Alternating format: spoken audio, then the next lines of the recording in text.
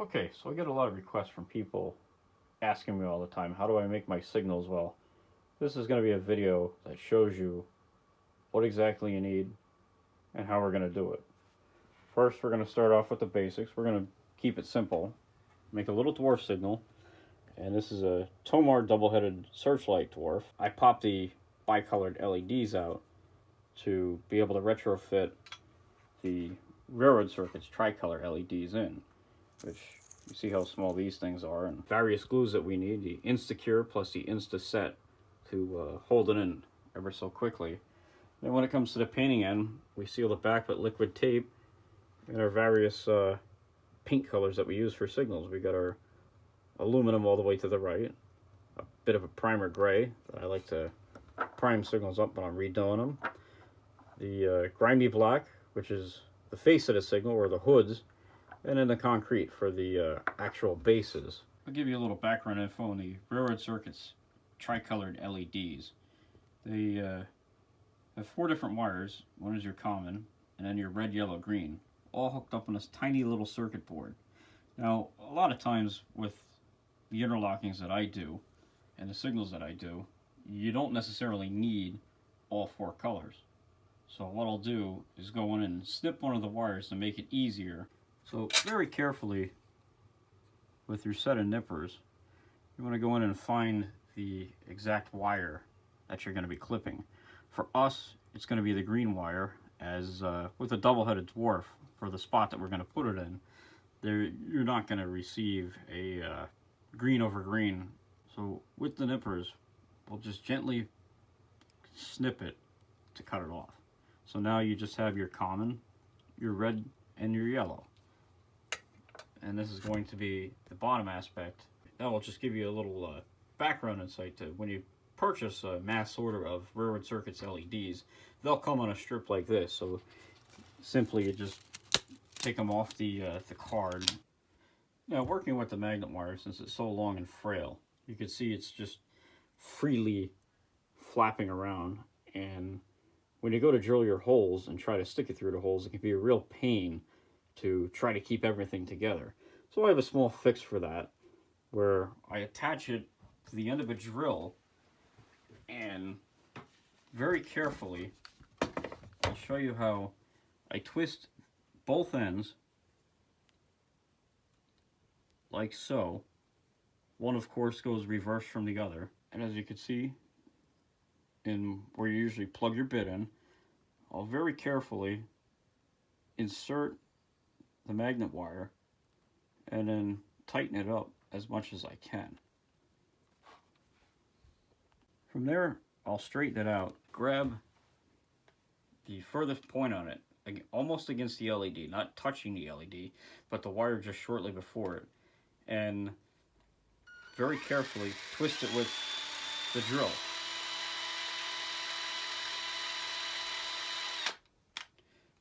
And then very carefully again, I'll undo the bit where the bit plugs in, take it out, and I can show you, hopefully it stays in focus here, of the, now everything is one continuous line.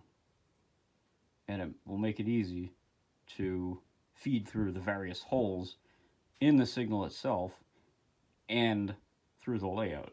And you see we'll do it again with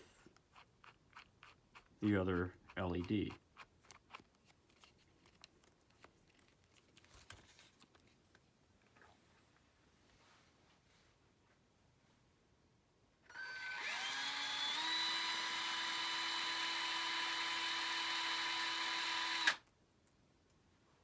And you see it's now wrapped closely together, and you won't have any issues with free hanging wire. Now that we have our LEDs set up, what we're going to do is begin the installation process of the LED into the signal itself. So here's your double-headed signal sitting on a set of standing alligator clips, and very carefully you see there's a hole in the bottom of the Tomars to feed the wire through.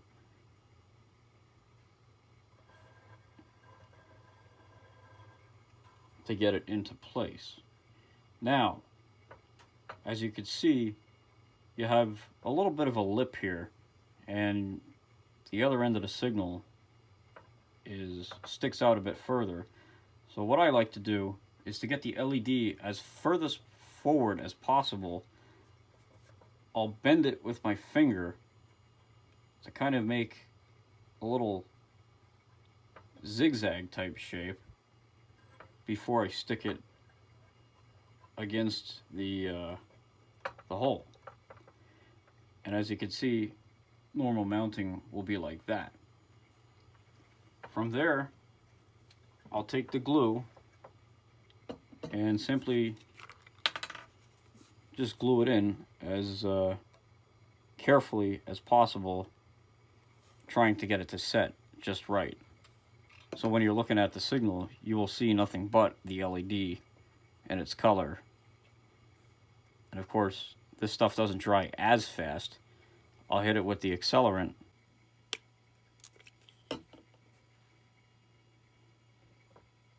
And after you hit it with the accelerant, you can see it's held easily into place. And when I flip it around, the first thing you're going to see is the LED poking out. And you always, when working with double-headed signals, you want to do the bottom first. Let me get that back into focus. You do the bottom first, this way you don't get the top, and now you're trying to work around wires. Doing the top head is going to be the same manner as the bottom head. You make your little zigzag, and carefully you'll feed it through the little hole first.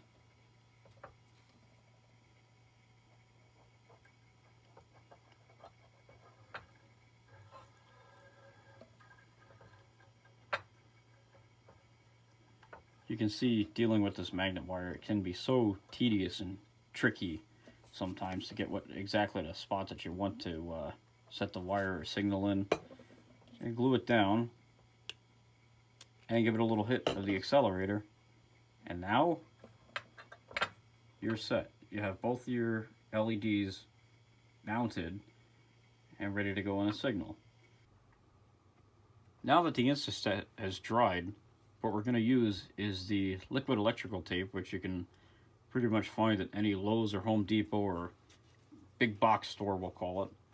And you'll take a micro brush, which you could find at just about any hobby store, like a Michael's craft store. Very carefully, take just a little swab of the electrical tape, put it on the end of the brush, and you want to fill in the back of the signal, almost to the point, not where it's completely sticking out, but enough where it covers the back, where you feel there won't be any light pollution when you light it up.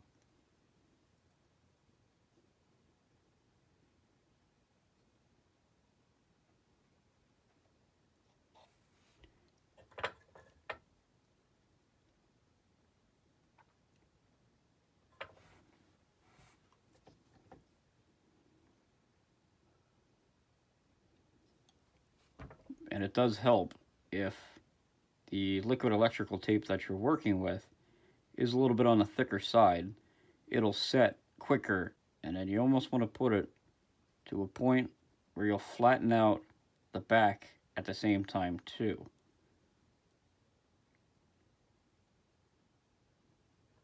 Any excess can be wiped off your brush with a paper towel. And we're going to let this dry and check up on it once it does to see if we need to do any touch-up work or if it'll be ready to start getting its paint. And we'll just do a quick check of the other side.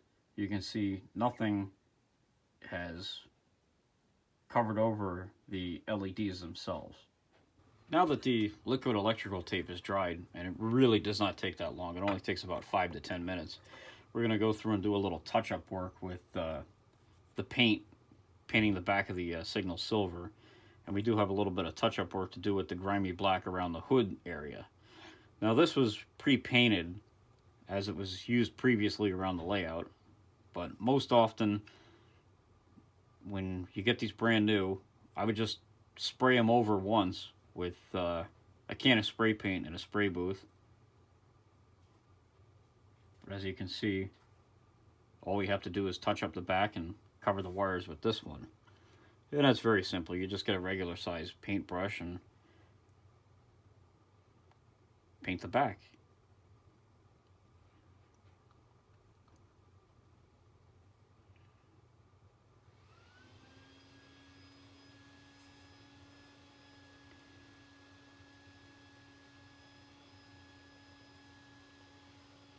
Very carefully touching it so you don't disturb the paint or get any on your fingers.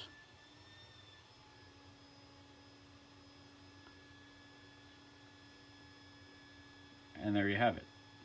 Now what I'll do is usually just kind of gently bend the wire to a point where it'll hang over inside the alligator clip, and it'll freely hang where none of the paint will touch any of the alligator clip. Now that the silver paint has dried, we're just going to go through with a little bit of the grimy black and touch up the hoods to sort of finish up this little signal project here. And you can use a regular brush, but if you need to wet it down to finen it up a bit, and I don't know how the focus is working on that right now, but hopefully you can see that. Just touch it up a hair, enough what you need, and you should be good to go with it. As you can see, this is one of the completed double-headed searchlights here right now. But I was in such a rush to put everything in, I didn't fill in the back. And once this thing gets into focus, you can see there's light bleeding through the other direction. And basically by filling in the backs, it's going to avoid that to where the operator specifically has to look at the front and not be able to cheat anymore. And it looks a little bit more prototype. Now that our signal's completely painted and just about done, there's one last thing to do, and that's glue it to this little signal base to make it easier for mounting in the layout. Now these are the small Alexander parts, which you could find these all over the place, hobby shops, eBay, little part supply stores and whatnot for hobbies. And they come unpainted, so what I do is use the concrete paint, the flat concrete, to paint it up to resemble your signal base. And simply, I'll just drill a hole in. This was already pre-drilled, as I pretty much set everything up on the layout. And now you have your hole to stick your signal wire through, closer to the back, because when you do mount the signal, the wire comes out of the back, so you want it to sit closer to the back of the signal. And carefully, I'll feed my wire through.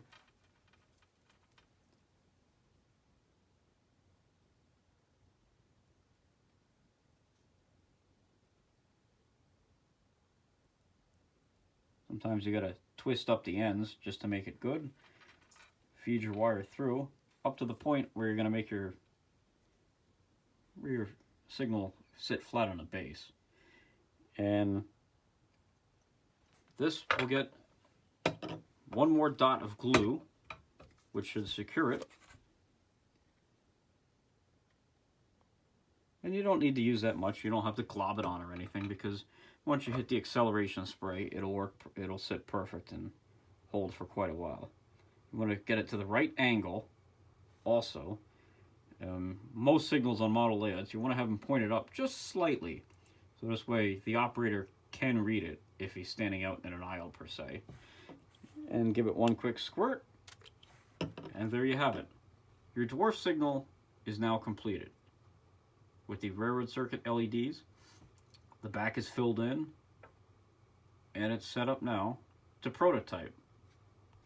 Now, we did all this work to retrofit and make this signal, so you're probably getting ready to ask me, well, how do you test it? How do you make sure it works before you put it in the layout? This way you go to put it in the layout and it actually does work and everything lights up. Well, fortunately here at the club we have a very old resistance substitutor that I like to use here.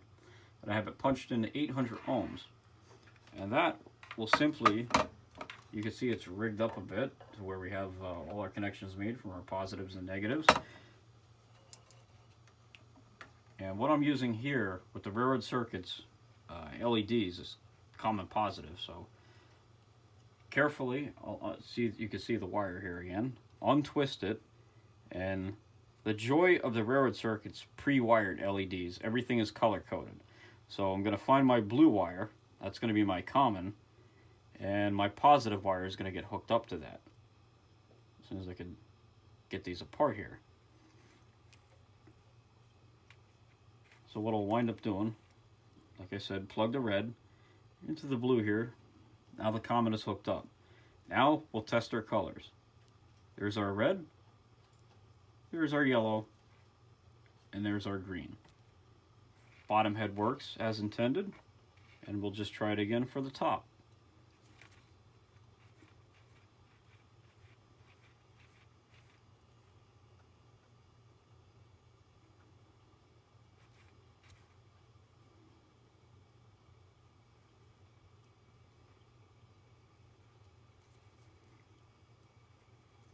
Plug my common in first, and then test my 3 colors. That's my red, that's my yellow, and that's my green. And it's all set. Now the signal's ready to get mounted in the layout. And I thank you for watching. Hopefully there will be some more videos in the future on building HO scale signals.